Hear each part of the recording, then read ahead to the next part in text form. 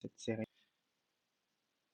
Salut à tous, bienvenue dans cette série de tutoriels dédiés à l'initiation au langage de programmation C. Alors, la formation que nous allons suivre ici est assez originale, puisque nous allons essayer de nous focaliser uniquement sur l'essentiel. Les historiques concernant le langage ne seront pas d'actualité sur cette série de tutoriels. Donc, pour l'information, euh, il y a plein de sites internet qui peuvent vous renseigner sur la question. Ce que nous voulons, c'est de permettre vraiment aux débutants qui désirent se familiariser au langage de programmation C de prendre connaissance des bases, alors uniquement des bases qui leur permettront de prendre leur envol. Donc l'idée se présente un peu comme apprendre à un enfant à faire ses premiers pas afin de lui permettre de décider quand est-ce qu'il marchera vite ou alors quand est-ce qu'il prendra la course. Bon, fini les blablabla, c'est quoi le langage C? En d'autres termes, c'est une série d'instructions que nous pouvons soumettre à notre ordinateur afin qu'il nous rende un service ou alors afin qu'il effectue certaines tâches.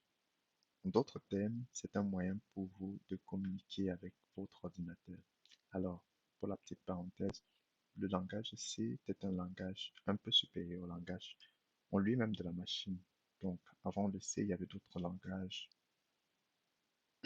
et, et retenez juste que le langage C est l'un des langages qui se rapproche euh, en ce sens un peu au langage des hommes, mais aussi à celui de la machine, puisqu'il est facilement converti en langage de la machine. Et bien évidemment, vous l'avez certainement deviné, le langage de la machine est le langage binaire, celui des 0 et des 1.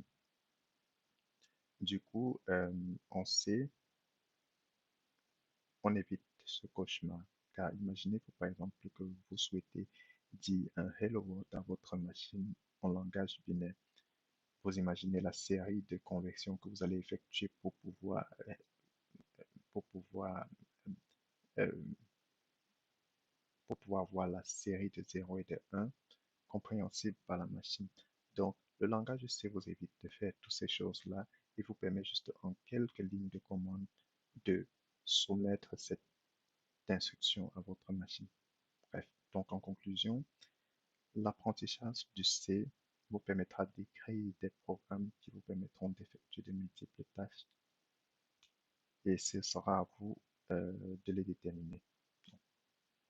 Pour que vous ayez un aperçu clair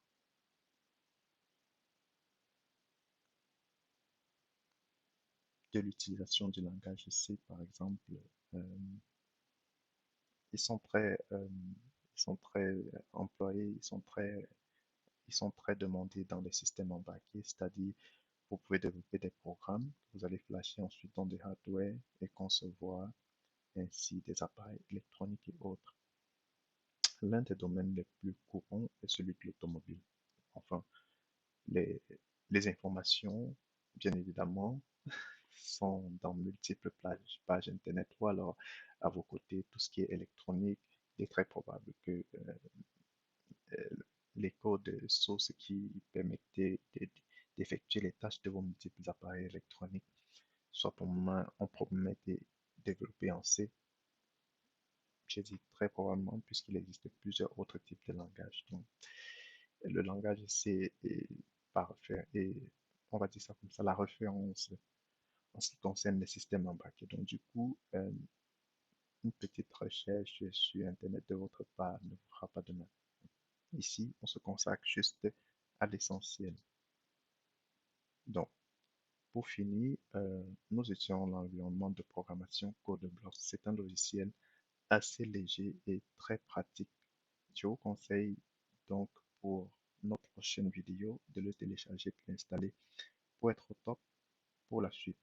Le lien, le lien de téléchargement du logiciel CodeBlocks, je le mets dans l'onglet de description. Il est complètement gratuit, donc n'ayez aucune crainte pour cela. Et pour ce, je vous dis à très bientôt pour notre prochaine vidéo où nous aborderons notre premier thème des variables. Abonnez-vous à la chaîne, partagez, mais surtout activez la cloche de notification pour être au courant de nos prochaines vidéos. Je vous dis à toutes.